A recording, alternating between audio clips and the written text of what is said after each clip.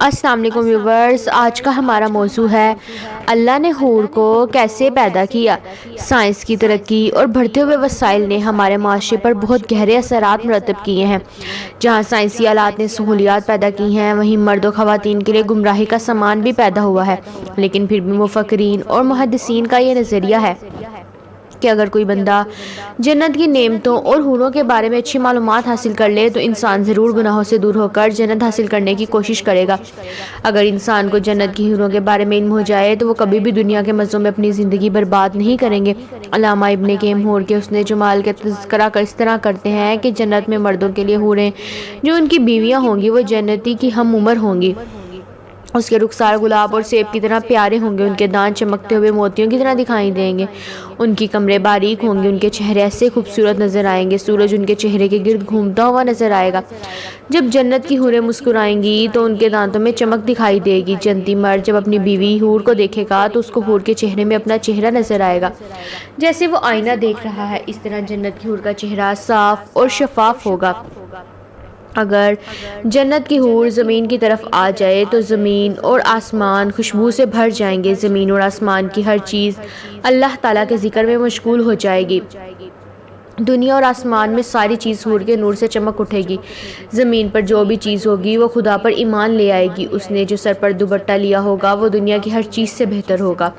حوریں جنتی کی ہر خواہش کو پورا کریں گی۔ جیسے جیسے وقت گزرتا جائے گا جنتی حور کا حسن میں اضافہ ہوتا جائے گا اور وہ جنتی مرد کی محبت میں اضافہ کرتی جائے گی۔ جنتی روح ہر طرح سے پاک ہوگی، وہ ہر وقت خوبصورت اور حسین و جمیل نظر آئے گی، نہ تو بوڑھی ہوگی نہ اس کا لباس پرانا ہوگا۔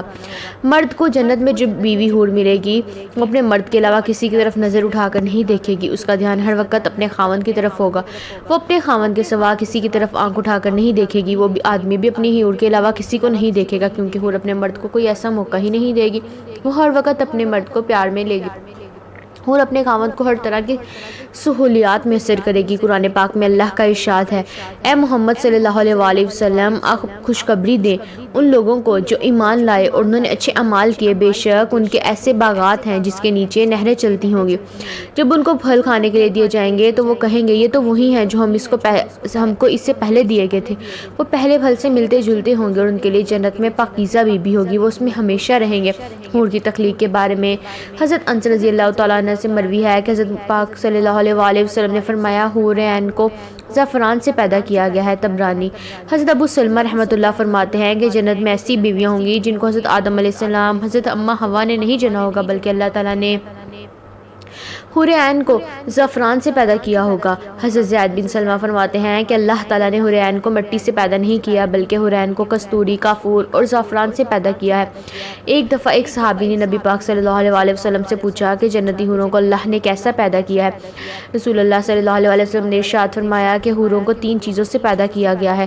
حوروں کا نچلے والا حصہ مشک یعنی کستوری سے پیدا کیا، ان کا درمیانی حصہ عنبر سے اور ان کا اوپر والا حصہ کافور سے بنایا گیا، ان کے بال سیاہ نور سے بنائے گئے۔ بحوالہ ترمذی شریف۔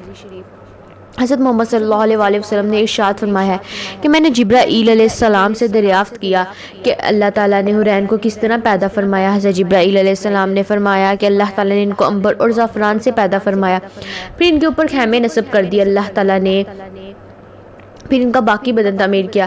حضرت ابن عباس رضی اللہ تعالیٰ عنہ بیان کرتے ہیں کہ اللہ تعالیٰ نے حور عین کو پاؤں اور گھٹنوں تک زعفران سے بنایا، ان کے جسم کو گردن تک چمکنے والے عنبر سے پیدا کیا ہے، اس کی گردن سے سر سفید کافور سے پیدا کیا گیا، اس کے اوپر حور لیلا جیسی ستر پوشاکیں ہوں گی، جب وہ سامنے آئیں گی تو ارد گرد کی سب چیزیں روشن ہو جائیں گی، جب وہ قریب آئیں گی تو ان کا جسم ان کپڑوں سے دکھائی نہیں دے گا جن کو اٹھانے کے لیے ایک نوکرانی ہوگی۔ حور عین کہیں گی یہ انعام ہے اچھے اعمال کرنے والوں کا۔ حضرت ابن الحواری رحمۃ اللہ حور عین کو حسن و جمال خدا کی قدرت سے پیدا کیا گیا، جب اللہ تعالیٰ ان کو بتاتا ہے ان پر خیمہ نصب کیے جاتے ہیں۔ حضرت خالد بن ولید سے رضی اللہ تعالیٰ عنہ سے مروی ہے کہ میں نے حضور پاک کو یہ فرماتے ہوئے سنا ہے کہ اہل جنت کے سیبوں میں سے ایک سیب کو پکڑے گا، وہ سیب اس کے ہاتھ میں کھل جائے گا، اس سے ایک خون نکلے گی، اگر وہ سورج کی طرف دیکھ لے تو سورج بھی اس کے نور کو سلام پیش کرے گا، جبکہ سیب سے تو ہون نکلنے کی وجہ سے اس میں کوئی کمی باقی نہیں رہے گی۔ ایک بندے نے دریافت کیا کیا بات ہے، اس سیب سے ہون نکلے گی، اس میں کمی بھی واقع نہیں ہوگی۔ حضور پاک حضرت خالد بن ولید نے فرمایا ایسا ہی ہوگا، اس کی مثال اس طرح ہے کہ چراغ سے چراغ روشن کیا جاتا ہے تو اس کی روشنی میں کمی نہیں ہوتی۔ خدا جو چاہتا ہے کر دیتا ہے، اللہ سب کچھ کرنے پر قادر ہے۔ یہ ہے حوروں کی خوبصورتی۔ اللہ تعالیٰ ہمیں نیک اعمال کرنے کی توفیق عطا فرمائے تاکہ ہم جنت حاصل کر سکیں۔ آمین۔